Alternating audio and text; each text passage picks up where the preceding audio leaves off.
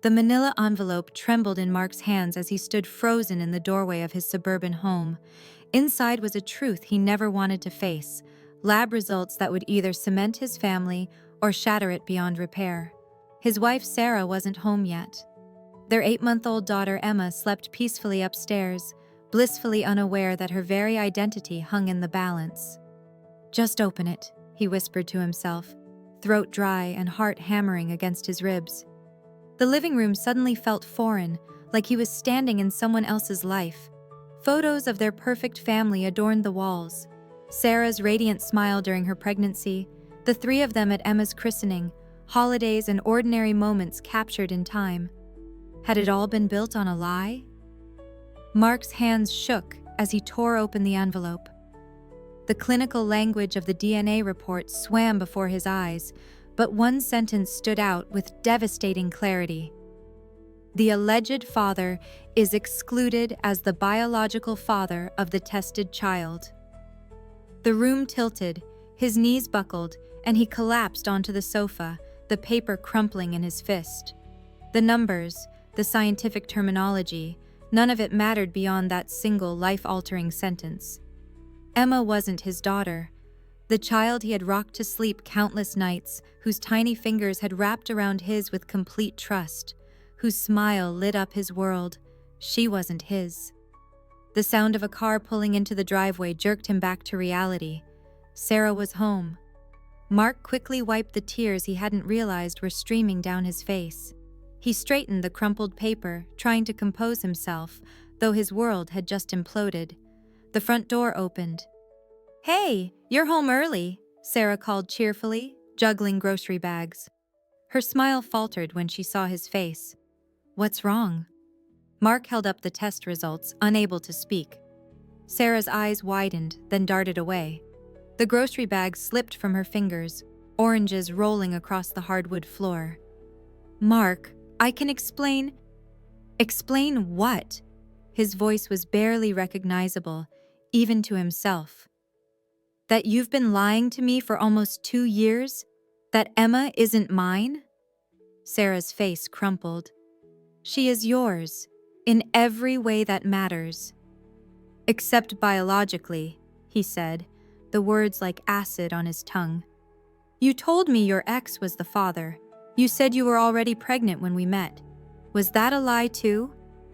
The silence between them stretched, heavy with the weight of betrayal. "Yes," she finally whispered, tears streaming down her face. "I'm so sorry." In that moment, a wail erupted from upstairs. Emma had awakened. Both parents froze, caught between the immediate need to comfort their child and the abyss that had just opened between them. Mark had always thought of himself as a good man. 6 years as an emergency room nurse had taught him compassion, patience, and how to stay calm in a crisis. But nothing had prepared him for this moment. Standing in his living room, realizing his family was built on deception. He had met Sarah at a hospital fundraiser 2 years ago. She was vivacious, intelligent, and forthright, or so he'd thought. When she told him 3 months into their relationship that she was pregnant from a brief reconciliation with her ex-boyfriend, Mark had been surprised, but not deterred.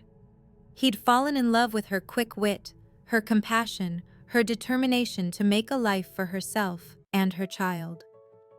"I want to be part of this," he had told her then, holding her hands as they sat on a park bench in autumn. "I want to be there for both of you." Sarah had cried, calling him her miracle. They married in a small ceremony when she was 5 months pregnant. Mark had been there for every doctor's appointment after that, had painted the nursery, had read parenting books late into the night. When Emma was born, he'd cut the umbilical cord with tears in his eyes, overwhelmed by love for this tiny human he had already accepted as his daughter. For 8 beautiful months, they had been the family he'd always dreamed of. Sarah had returned to her job as a physical therapist. Mark had adjusted his hospital shifts to maximize their time together. They'd navigated sleepless nights, first smiles, and the exhausting, exhilarating journey of new parenthood together. Now, as Emma's cries grew more insistent upstairs, Mark felt like he was drowning in memories tainted by deception. "Who is he?" Mark asked, his voice hollow. "The real father." Sarah's shoulders slumped. "Jason, my coworker." The name hit Mark like a physical blow. Jason, the physical therapist from Sarah's clinic, the man who had come to their housewarming party, who had brought Emma a stuffed elephant she still slept with. "He knows?" Mark's voice cracked. "Yes," Sarah whispered. "But it was just one night, Mark. A mistake. I loved you. I wanted a family with you." "So you lied to both of us?" Mark's voice rose. "To me, to him, to Emma?" Emma's cries grew more frantic upstairs. Sarah took a step toward the stairs, but Mark held up his hand. "I'll go," he said, brushing past her. "At least one of us should be honest with her."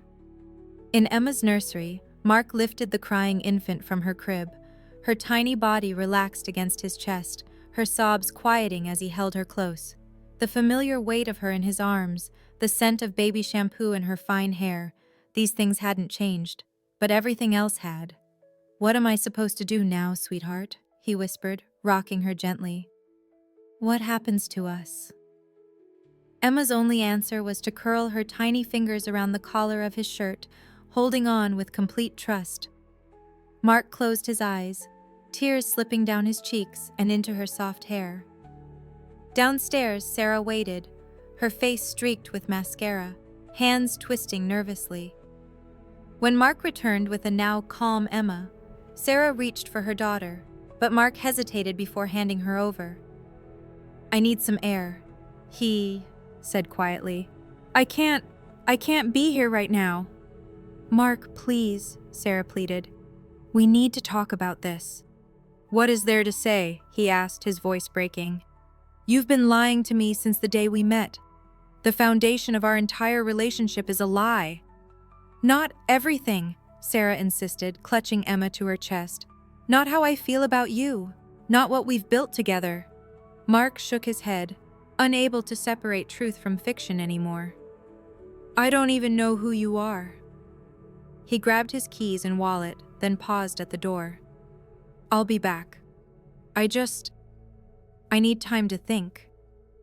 The night air was cool against his flushed face as he walked aimlessly through their neighborhood. Porch lights glowed in windows. Somewhere, a dog barked. Normal sounds from normal homes where people weren't discovering that their lives were elaborate fabrications. Mark found himself at the neighborhood playground, sitting heavily on a swing meant for someone much smaller. The chains creaked under his weight as he stared at the empty slide, the abandoned sandbox. In just a few months, he had planned to bring Emma here, to push her on these swings, to catch her at the bottom of that slide. Was that future gone now? His phone vibrated in his pocket. Sarah, calling for the third time. He silenced it, not ready to hear more explanations or apologies. Instead, he scrolled to a different contact. "Mark?" His sister Kate's voice was thick with sleep. "It's almost midnight. Is everything okay?" "No," he said simply, his voice breaking. "Nothing's okay." The next morning, Mark returned home with red-rimmed eyes and a hollow feeling in his chest. He'd spent the night on Kate's couch, pouring out the whole story while she listened in stunned silence. She'd offered advice, comfort, and finally a pillow and blanket when exhaustion had overwhelmed him. "You need to talk to her," Kate had said as he left. "Really talk, and then you need to decide what matters most." Sarah was waiting in the kitchen, Emma balanced on her hip. The baby squealed and reached for Mark when she saw him, her face lighting up with recognition and joy. "She missed you," Sarah said quietly, dark circles under her eyes suggesting she hadn't slept either. Mark took Emma, pressing a kiss to her forehead. The love he felt was unchanged, a fierce, protective devotion that had nothing to do with DNA and everything to do with the countless moments they had shared. "We need to talk," he said to Sarah, echoing his sister's advice.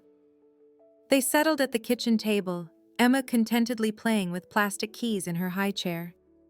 The normalcy of the scene, morning light streaming through windows, coffee brewing, Emma babbling happily, stood in stark contrast to the heaviness between them. "I want to understand," Mark said finally. "Help me understand why you did this." Sarah's hands trembled around her coffee mug. "When I met you, I was already pregnant. But not from my ex, from Jason. It was a one-night thing after a work event. We were both drunk, both knew it was a mistake immediately." She paused, gathering courage. "When I found out I was pregnant, I panicked. Jason and I agreed it was best to keep it quiet. He wasn't ready to be a father. I wasn't sure I wanted to be a single mother. And then I met you." Mark remembered their first date. Sarah's laughter, the way she'd listened intently to his stories, how natural it had felt to be with her. "You were everything I'd ever wanted," she continued, her voice breaking. "Kind, stable, compassionate. When things got serious between us, I was terrified of losing you. I thought if I told you I was pregnant with a coworker's baby from a one-night stand, you'd walk away." "So you invented an ex-boyfriend," Mark said flatly. Sarah nodded, shame coloring her features. "It seemed more acceptable somehow. A relationship that didn't work out rather than a drunken mistake. And then you were so amazing about it, so willing to take on another man's child. I fell even more in love with you." "What about Jason? How could he just watch another man raise his daughter?" "He didn't want children," Sarah said. "Still doesn't. He agreed to stay quiet, to just be Uncle Jason from work. He's signed away his parental rights legally." Mark ran a hand over his face, trying to process everything. "And the paternity test? Why now?" Sarah's eyes filled with fresh tears. "Jason's getting married. His fiancée found out about Emma somehow.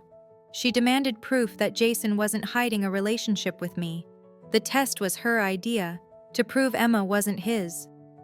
Mark laughed bitterly. "Except Emma is his." "Biologically, yes," Sarah admitted. "But in every way that matters, she's yours, Mark. You're her father. You're the one who's been there every day of her life." Emma chose that moment to drop her keys, her face scrunching up in frustration. Mark automatically reached down to retrieve them, earning a gummy smile that pierced straight through his heart.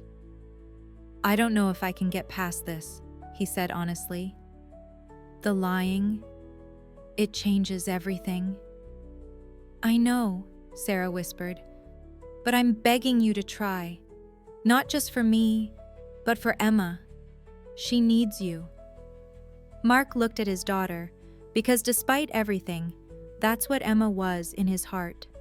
His daughter, the tiny human who had changed his life, who had made him a father in all the ways that truly counted. "I need time," he said finally. "And things need to change. No more lies. Ever." Sarah nodded quickly, hope flickering in her tear-filled eyes. "Anything. I'll do anything." "I'm going to stay at Kate's for a while," Mark continued. "I'll come by every day to see Emma, but I need space to think." The pain in Sarah's face was evident, but she nodded again. "I understand." As Mark packed a bag, Emma watched from her playpen, occasionally offering him toys as if sensing his distress. When it was time to leave, he knelt beside her, throat tight with emotion. "Daddy will be back tomorrow," he promised, the word daddy catching in his throat. Was he still that? Had he ever truly been? The next weeks passed in a fog of pain, confusion, and fragmented routine. Mark went to work, visited Emma daily, and spent his nights in Kate's spare room, trying to make sense of his new reality. Sarah respected his need for space, though her eyes pleaded for reconciliation each time they exchanged Emma. At the hospital, Mark moved through his shifts mechanically, his colleagues noticing his distraction but attributing it to typical new parent exhaustion. Only his supervisor, Dr. Chen, seemed to sense something deeper was wrong. "Everything all right at home, Mark?" she asked one evening as they finished a difficult shift together. "Just some adjustments," Mark replied vaguely, not ready to share his situation. Dr. Chen, a woman in her 60s with decades of experience in both medicine and life, gave him a knowing look. "Parenthood changes everything, doesn't it? Forces us to reconsider who we are, what matters." "It does," Mark agreed, thinking how profoundly true that was, though not in the way she imagined. "My husband isn't my daughter's biological father," Dr. Chen said suddenly, her candor catching Mark off guard. "He adopted her when she was 2 after I left her birth father. 38 years later, she still calls him dad. Still looks at him like he hung the moon." Mark stared at her, wondering if somehow she knew his situation. "Biology is just chemistry, Mark," she continued, patting his arm. "Fatherhood is showing up. It's a choice you make every day." Her words followed Mark home, echoing in his mind as he lay awake that night. Fatherhood as a choice, not an accident of genetics. It was a perspective he hadn't fully considered. The following day, as Mark arrived for his daily visit with Emma, he found Sarah sitting on the living room floor surrounded by photo albums and loose pictures. "What's all this?" he asked, settling Emma on his lap as he sat down. "Our life," Sarah said simply. "I've been thinking about what you said, about our relationship being built on lies. And you're right about how it started, but not about everything that came after." She handed him a photo, their wedding day, his hand resting protectively over her pregnant belly, both of their faces alight with joy. "That smile was real," she said softly. "My love for you was real. Is real." More photos followed. The nursery they had painted together, Emma's birth, countless moments of their life as a family. Evidence of a shared history that, while founded on deception, had grown into something genuine. "I know I can't undo what I did," Sarah said, her voice steady despite the tears in her eyes. "But I'm asking you to see that what we built together isn't fake. Our family isn't fake." Mark looked down at Emma, who was contentedly playing with his watch. At 8 months old, she was beginning to develop a personality, stubborn, curious, quick to laugh. She had Sarah's eyes and nose, and Jason's chin, Mark realized now, seeing the resemblance he had previously attributed to Sarah's fictional ex. "I've been seeing a therapist," Sarah continued when Mark remained silent. "I'm trying to understand why I lied, why I couldn't trust you with the truth. I want to be better, for Emma, for you if you'll give me another chance, but mostly for myself." It was the first time since the revelation that Mark had seen this side of Sarah, not just remorseful, but actively working to change.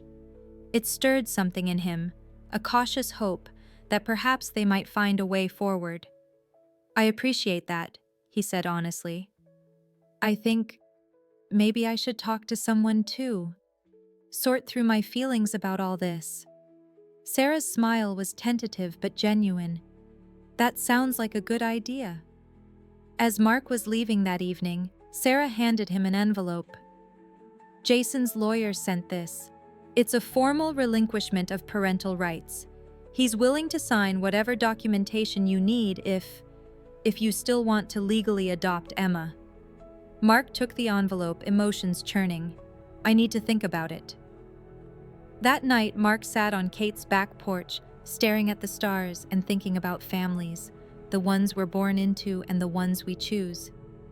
He thought about Emma, who deserved a father who would love her unconditionally. He thought about Sarah, who had made a terrible mistake but was genuinely trying to make amends. And he thought about himself, the man he wanted to be, the father he had already become in his heart, if not yet legally. His phone buzzed with a text from Sarah. "Emma just took her first steps, tried to get it on video but was too slow. She was heading for the photo of you on the side table." Something broke open in Mark's chest. Grief for the milestone he had missed, love for the little girl who apparently had been trying to reach him, and a sudden clarity about what he needed to do. The next morning, instead of going to Kate's after his visit with Emma, Mark stayed. He helped put Emma to bed, the familiar routine of bath, story, and lullaby feeling like coming home. When she was finally asleep, he joined Sarah on the couch, the distance between them both physical and emotional. "I've been thinking," he began carefully, "about what family means, about what I want." Sarah waited, hardly breathing. "I'm still angry," he admitted. "I'm hurt, and I'm not sure when or if that will completely go away. But I love Emma, and despite everything, I still love you." Tears spilled down Sarah's cheeks. "I love you too, so much." "If we're going to try again, we need help," Mark continued. "Couples counseling, complete honesty from now on, and I want to legally adopt Emma, with full disclosure to everyone involved about the circumstances." "Yes," Sarah agreed immediately. "Yes to all of it." "I can't promise it will work," Mark cautioned. "But I want to try, for all of us." Sarah moved closer, tentatively taking his hand. "That's all I'm asking for. A chance to rebuild, to earn back your trust." That night, Mark slept in their bed for the first time in weeks. They didn't make love. That intimacy would take time to restore. But simply holding each other felt like the first step on a long journey back to each other. The following weeks brought challenges as they navigated their new reality. Couples therapy sessions were often painful, excavating not just Sarah's deception but deeper issues in their communication and trust. Mark had individual sessions too, working through his complex emotions about Emma's paternity and his role in her life. Jason remained a complicated figure on the periphery. After several difficult conversations, Mark agreed to meet with him, not for Sarah's sake, but for Emma's. They met at a neutral coffee shop, the awkwardness palpable as they sat across from each other. "I want to thank you," Jason said after they'd exchanged stiff greetings, "for being there for Emma, for loving her." Mark studied the man across from him, the biological father of the child he had come to think of as his own. "I don't do it for you." "I know," Jason nodded. "You do it because you're her dad in all the ways that count. That's why I'm comfortable signing away my rights. She deserves someone who wants to be her father, not someone who felt trapped into it." There was something in Jason's candor that Mark reluctantly respected. "Why did you agree to Sarah's lie? You could have spoken up at any time." Jason looked down at his coffee. "Honestly, it was easier not to. Sarah and I made a mistake, but she found happiness with you. You seemed like a good guy. It felt like the best outcome for everyone, especially Emma." "Except it was built on lies," Mark pointed out. "Yes," Jason acknowledged. "And that part I regret. But not stepping back from being Emma's father. That was the right call. She has you instead." As they parted, Mark realized the anger he had harbored toward Jason had diminished. The man wasn't a villain trying to disrupt his family. He was simply someone who had made different choices about parenthood. The adoption process moved forward, with full disclosure to the family court about the circumstances. The judge, after reviewing all the documentation and hearing testimony from both biological parents, granted Mark's petition. "The court finds that this adoption is in the best interest of the child," she declared. "Mr. Reynolds has demonstrated consistent care and commitment to Emma since her birth. Legal recognition of this existing parent-child relationship will provide stability and security." On Emma's first birthday, surrounded by family and friends, Mark officially became her father in the eyes of the law. As Emma smashed her hands into her birthday cake, face alight with joy, Mark caught Sarah's eye across the room. The road ahead would not be easy, but they had chosen to walk it together. That night, after the guests had left and Emma was asleep surrounded by new toys, Mark and Sarah stood in their backyard, looking up at the stars. "Thank you," Sarah said softly, leaning her head against his shoulder, "for giving us another chance." Mark wrapped his arm around her, pulling her close. "I'm not doing it just for you, or even for Emma. I'm doing it for me too, because you're my family, both of you." Sarah turned in his arms, her eyes searching his face. Are we going to be okay? Mark thought about the past months, the pain, the healing, the slow rebuilding of trust. He thought about Emma, who now called him Dada, with complete conviction. And he thought about the choice he had made, to be a father not by biology, but by love. Yes, he said, with the certainty of a promise he intended to keep. We're going to be okay. 5 years later, Mark sat on the edge of Emma's bed, helping her arrange her stuffed animals in what she insisted was the only correct order for bedtime. "Daddy," she said thoughtfully, her 6-year-old face serious. "Lily at school says everyone has a mom and a dad who made them, but you didn't make me with Mommy, did you?" Mark's heart skipped a beat. He and Sarah had agreed they would be age-appropriately honest with Emma about her origins, but they hadn't expected the conversation to happen quite so young. "No, sweetie," he said gently. "Mommy and another person made you. But I became your daddy because I wanted to be more than anything in the world." Emma considered this, her brow furrowed in concentration. "So you picked me?" "I did," Mark nodded, throat tight with emotion. "And it was the best choice I ever made." Emma smiled, apparently satisfied. "I pick you too," she declared, throwing her arms around his neck. Later, Mark recounted the conversation to Sarah as they sat on the porch swing, watching fireflies blink in the summer darkness. "She took it well," Sarah observed, squeezing his hand. "She did," Mark agreed. "Kids are resilient, and she knows she's loved."